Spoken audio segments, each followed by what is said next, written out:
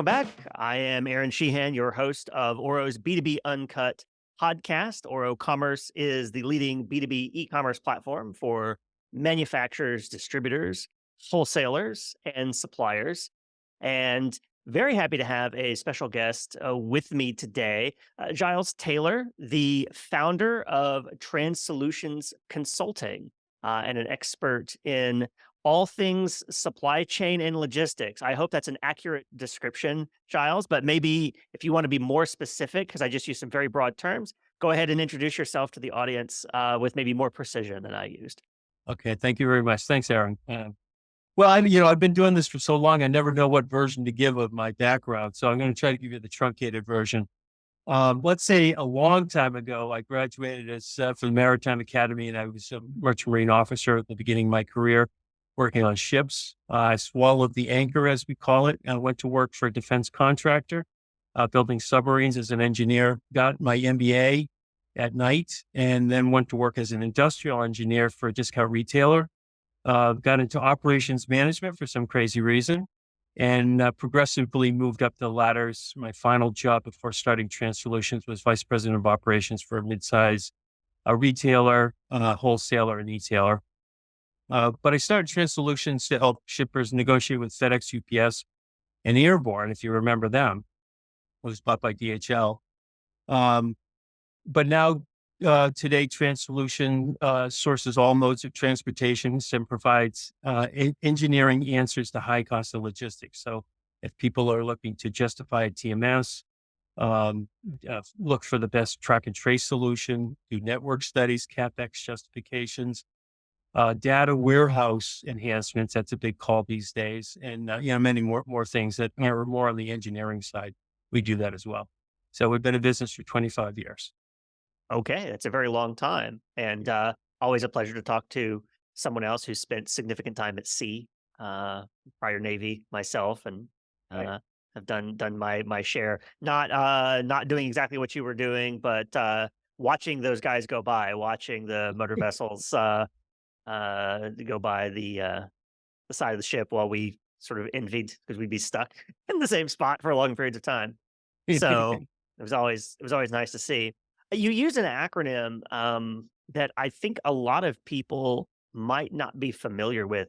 TMS. Can you define a little bit what that is? And because I know we have non-ops and logistics folks listening, right? A lot of our customers are basically buyers of freight forwarding and brokering and logistics, and they're concerned with the ops and they're concerned with the logistics. But the sausage making is maybe a little opaque. So what's a TMS?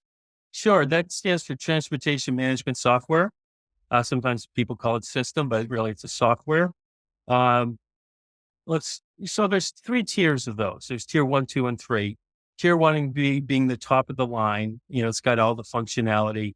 Tier 3 being more of a solutions software, like possibly yard management or parcel, something very defined. And then tier 2 is the wannabes tier 1s. So they're kind of moving up. They're a little bit functional, maybe a little bit beyond one function or 3 or 4 functions, but trying to get to tier 1. In simplest terms, transportation management software is going to operate your routing guide. It's going to automate it. It's going to say, hey, this thing you used to write out, and this matrix that you used to write out, it's going to put it in and make it more sophisticated, and then automate it basically. So you're going to be able to execute what you think you can do, like use the right carrier at the right time for the right freight. One of the things that people don't seem to understand sometimes is not all carriers are the same. You look at, say, national LTL carriers, they're all a little bit different. Some are better than others. Some are really good in certain industries. Some are not so good in industries. Some like big freight, some like small freight. So you really need to know that, and you can program that into your TMS to pick the right choice every time. One of the things I would like to mention is that, I read an article, I think last year, about the adoption of TMSs, and it's still a bit slow. It seems to be big companies, probably because they have the money, are buying them. However, with the SaaS solutions that have come out, the online solutions that have come out, it's become more affordable. So smaller companies are now able to afford it when they have these transactional pricing structure per month price structure. So it's a little bit instead of having to buy the whole thing. Another point I'd like to make is when you're buying a TMS. So is that kind of get that gist of it? Yeah, no, I think I understand quite a bit, and I think a lot of our customers are using them, whether they in their warehousing operations, whether or not folks listening to the podcast are super aware of the details, or maybe they're the ones doing the procurement, doing the running of the TMS. But no, I thought that was a good explanation. Yeah, I get just a couple of heads ups that anybody's thinking about buying one is, we have this approach, a two-phase approach to TMS. And so the first phase is to see if it justifies, right? That you can pay for. There's a good ROI there. And then phase two would be the identification of what the right solution would be and then sourcing it. So don't go into phase two unless you can justify it, right? So we're saving some shippers some money. We're losing some money, I guess, but it's the right thing to do. The That other makes thing sense. to remember is in all software, all the software that we deal with, it's kind of a functionality game. So when you're trying to get to tier one, typically you have more functionality than tier two and tier three. Like, so you can do more international, hazmat, you can do maybe a little bit of trade management and all that type of stuff, but you may not have that. You may have like a simple domestic LTL and truckload operation. So you don't necessarily need to buy the Mercedes, if you will. So be cautious of that. That makes sense. I'm guessing when you're trying to decide if I need a TMS and which one to buy, you as a consultant would be asking questions around volume, diversification of carriers and lines, types of packages, because there's some point at which the scale of what you're shipping helps justify the TMS. Whereas if you're not doing a lot, it probably may not justify itself. Is that Yeah, we the right see way it. to think We about see it? it all the time. The TMS is selling more, but you may not need the more, right? Um, yeah, like I think a lot of first of all, a lot of companies may not know what they actually have in the way of freight as it reflects against the TMS. What kind of sophistication do I need there? I mean, they're definitely helpful if you can justify it. Just the capture of data. Like everybody still today, I've been in this business for 40 years, and everybody still is talking about data or lack of data. And this is one vehicle to help you get better data and be able to manage that data a little bit.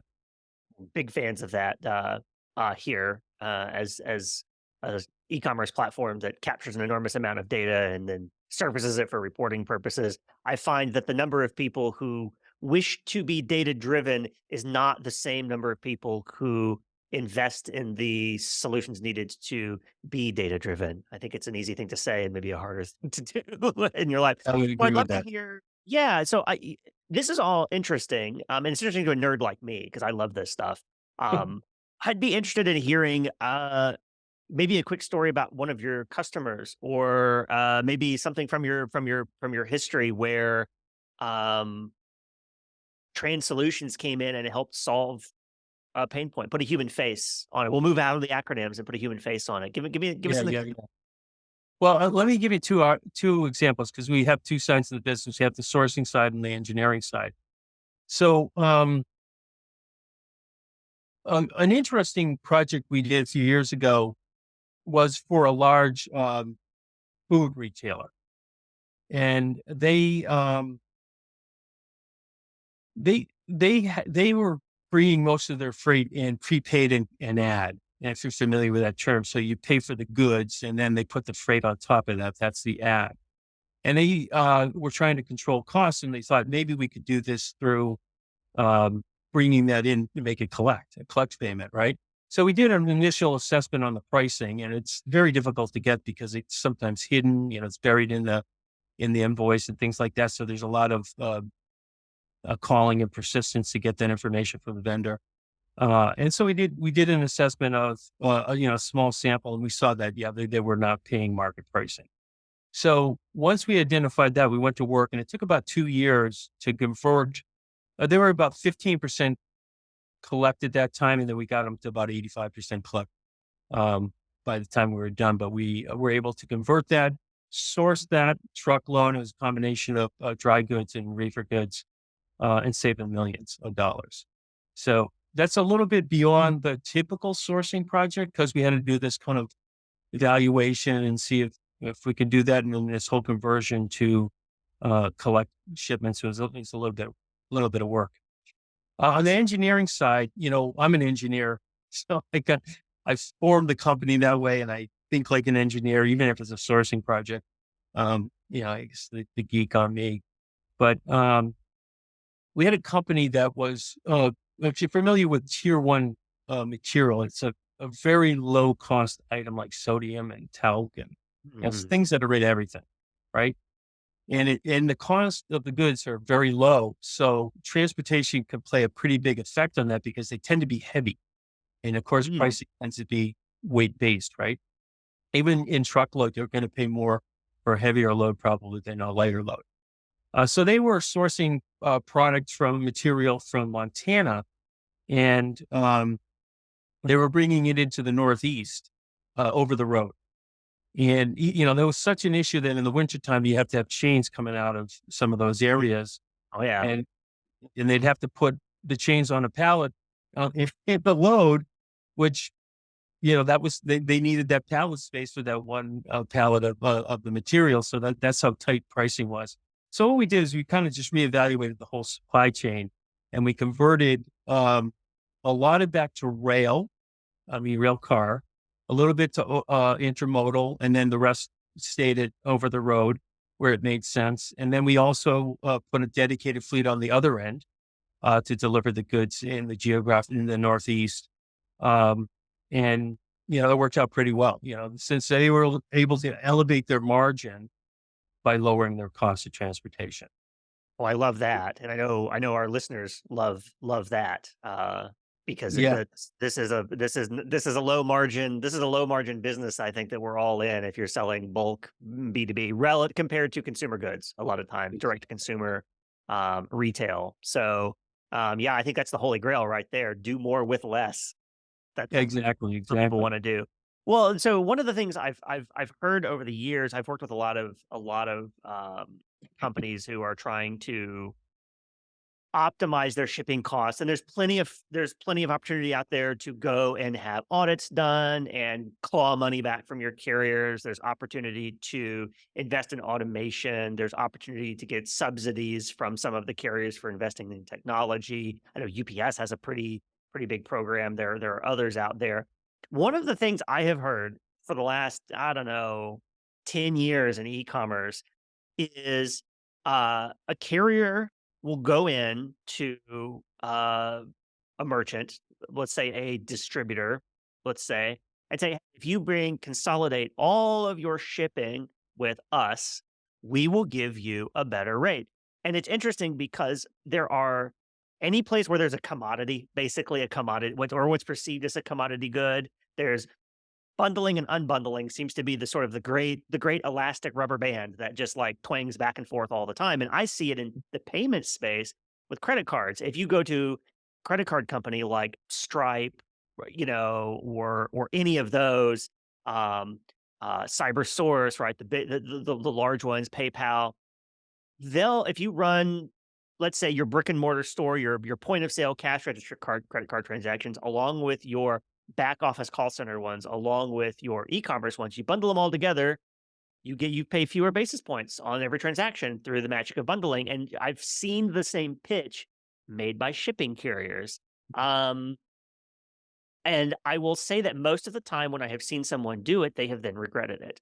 But I don't know why. I've just heard angst about it afterwards. What are your thoughts around this sort of like this value proposition of bundling with a single carrier? Well, you probably saw that big smile come on my face when you introduced that challenge there.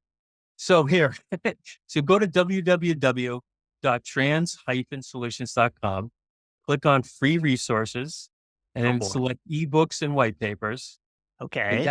download our paper on 5 things parcel carriers don't want you to know. And The second result the number one item is bundling all your spend with one carrier will not get you the best pricing. will all be darned.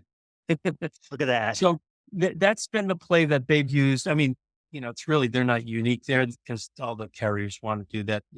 Truckload LTL, they're a little bit more specific, but FedEx and UPS, they want all your business. They're pretty similar companies, but they're not exactly the same. They, each has their own advantages. But here's the thing. If they know what your spend is, then they're going to go after all your spend. If they don't know, then they're going to ask you, but you can give them what you want. Right. But the reality is, and we did a project last year. Yeah, we did a project last year for a really big company. They basically control the market. Right. But there's some other people out there. And we took a look at their pricing. It was up $80 million spend. Okay, parcel, 2 carriers. And we looked at the price and said, wow, I'm surprised it's no better. Like this is a lot of spend and it's good business. I'm surprised it's not better. So we started looking at our benchmarks and we happened to find a benchmark with a competitor. $10 million spend. Guess who had the better pricing? Yeah. Right? The $10 million spend. So they know the market better. And, one of the advantages that third parties have that play in this space, and not to pitch trans solutions because we do, is that we see a lot of rates. And when we see a lot of rates and we see what the spend is against them and the kind of the freight profile, the density of the product, and all these different profiles or demographics of it, we're able to see the world that the average shipper doesn't see because they only see their rates. Right. So they maybe have a little bit of history having come from another company. But if you're only looking at your rates, how do you know how good they are?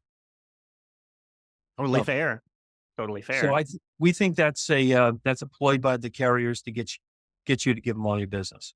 Right. And then the switching costs, I imagine, become much higher for them. If you wish then after you have bundled everything to break off a piece of that and bid it out, that becomes more complicated. Are there strings attached to that bundling? Are there things that make it more difficult for you to unwind after you've made that decision from a technology standpoint or from an operation standpoint? When we run into a client that has a lot of accounts, like say over 200, right? Maybe they have like service offices around the country or something like that. That's a little bit trickier. And I can't say that we haven't had both FedEx and UPS pull a hard line on that. Like, hey, you want to walk away from us, then we're walking away from the rates, in 30 days or in 60 days or something like that. But it is the exception because they generally don't want to burn that bridge. They want to get back in there.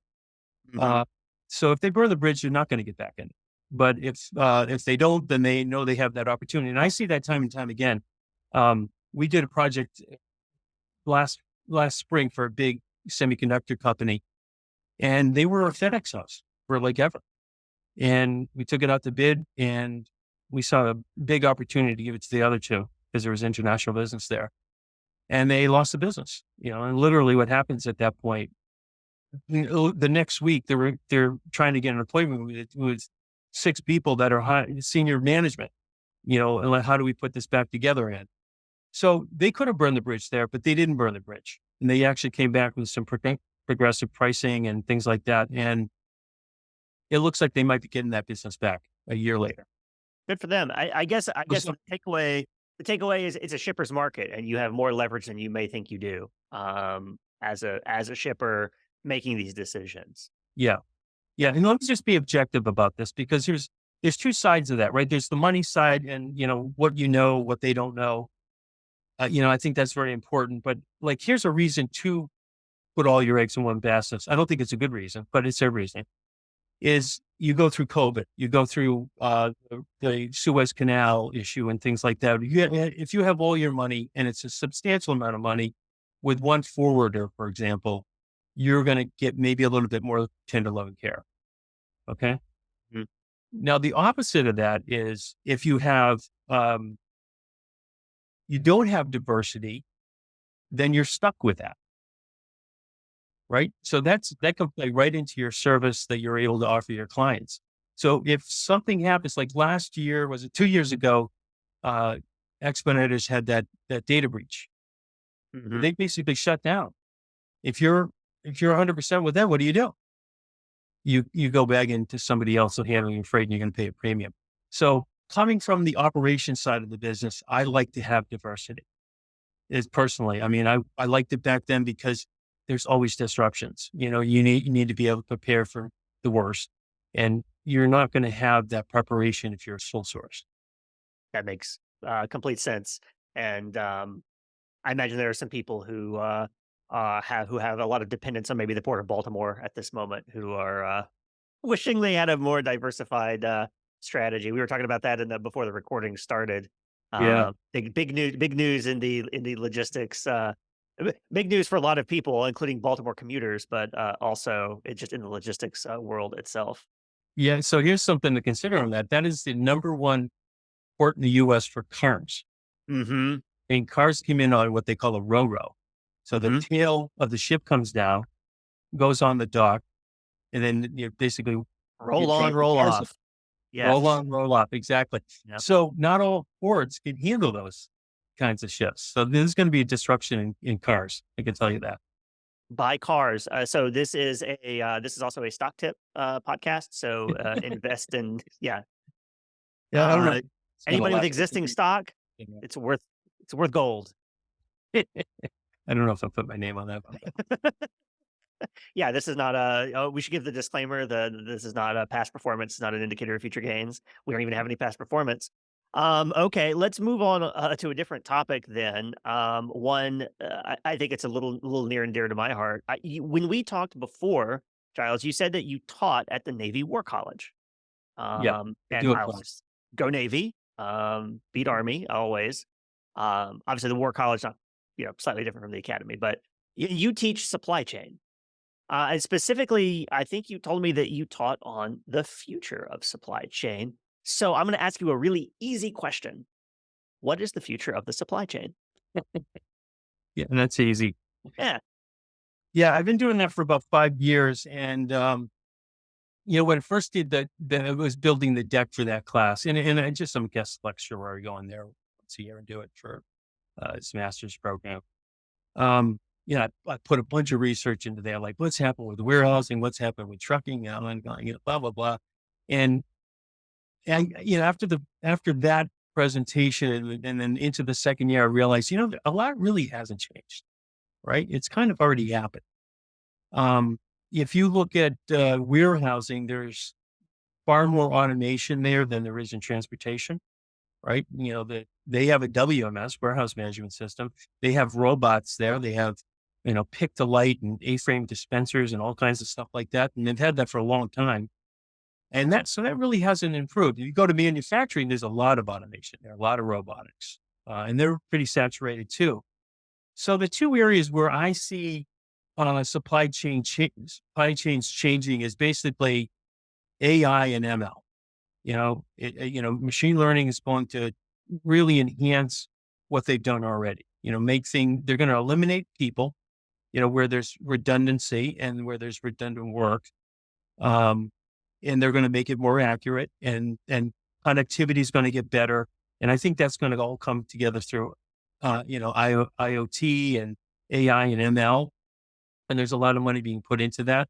Track and tracing systems are getting much better. So now you can have multi-layer and the visibility with them at a reasonable cost. I don't know if you remember when RFIs came out, it was 25 years ago, and nobody could afford it. So Mhm. that might get more affordable because it's a really good technology, and, QR scans and things like that. And the other area is probably in warehousing where, land's getting more expensive, even though you find a lot of warehouse in certain parts of the country that are kind of like old farmland, like Columbus and Groveport or whatever it may be, Nevada, what have you. So that's going to go vertical, I think. So instead of having like a standard clearance of say 27 feet or 22 feet or something like that, that's going to go up to 50, 60, I think. And people will be removed from that process. It'll be all automated. So where we've seen a little bit of shift there right now is the old technology is people to product in a warehouse. So you go out to the rack, you go out uh, uh, to to where the product is located, you pick the goods, and you bring them back to a packing station. What's shifted there, and that was really pretty much, I think, started by Kiva, if you remember them. They were Mhm. bought by Amazon, and that's that little. You have this piece of static shelving, by 18 by 18 by 18 or 24 by 24 inches, and it brings it to the packing station. So we see a shift there too. So it's eliminating people, right? Instead of having to walk out there, it takes a long time. Now the machine's doing that for you, bringing it to you. So now you have packers and things like that. So we definitely see that. Well, the same thing is going to happen with warehousing storage, but like really on steroids. So you have a electric automated lift truck, if you will, going up 40 feet, getting the goods, bringing down, putting on a conveyor, going to packet station. So that's where we really see it. But as far as transportation goes, we think some of the processes that are kind of back office, if you will, like freight billing, or auditing, or tendering bills of lading, or transportation management, or even trade management type of things will get much better, and it'll be accurate, and you won't need somebody filling out 13 forms, that type of thing. Got it. Interesting. So more automation, fewer people. It's interesting. I've had several conversations around these lines lately. In fact, there's the episode that should be going out live here shortly that I had a co-founder or founder of an AI company on. And we got into talking about automation of distribution centers and warehouses. Encourage you to listen to the episode with Simon Rakosi, available wherever you find podcasts. But one of the points that he made on the episode that we recorded is that the automation is often uneven when you go to implement it in the facility, and so it'll be surprising sometimes. You'll automate one piece, and that one piece of your process will become hyper efficient, but it will then cause bottlenecks elsewhere as the rest of the facility suddenly struggles to keep up with the throughput of the one piece that you've done. And that you can actually end up adding more human beings to your facility for a time.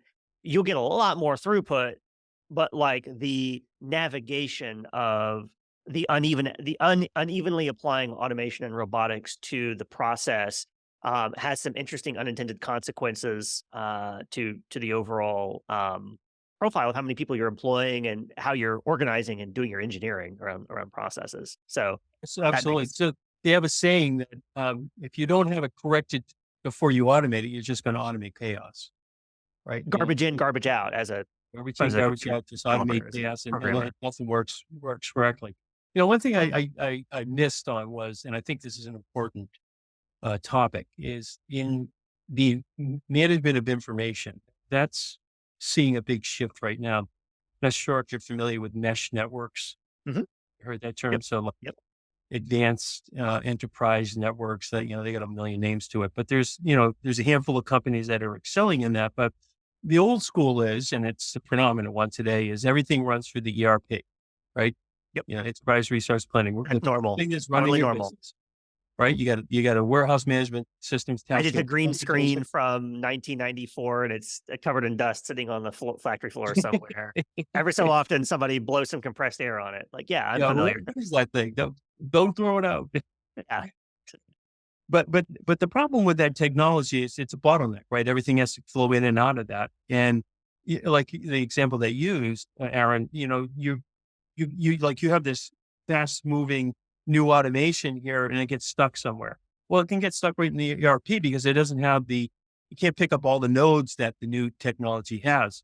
So with a mesh network, you probably know about this with your Wi-Fi at home. They have kind of the standard. We put the router on the first floor, Mhm. and then it does the whole Yep. house. But now you can plug it into the wall, and it picks it up from there, and it Mhm. spreads it out to that area. So that's a mesh.